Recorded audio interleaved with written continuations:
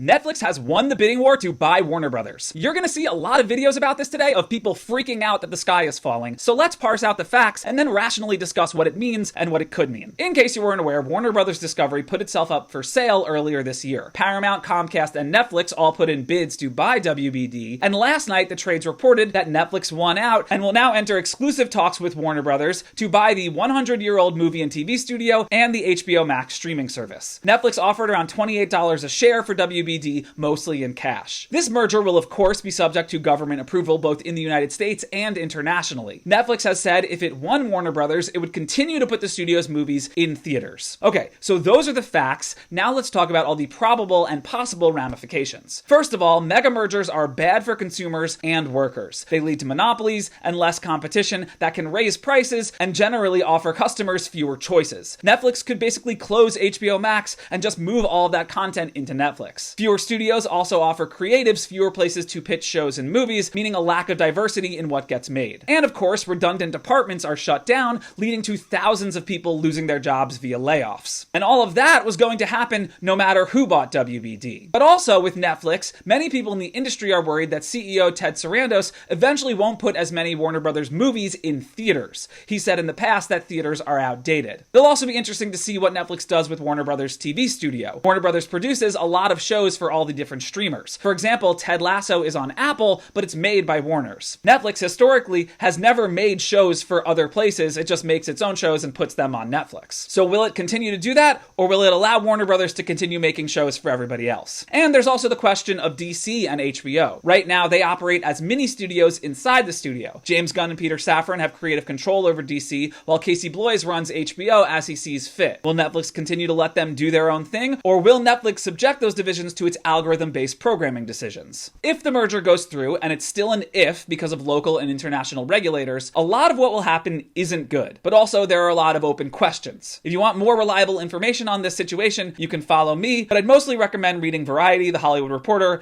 Deadline, Bloomberg's Screen Time newsletter by Lucas Shaw, and listening to the Town podcast.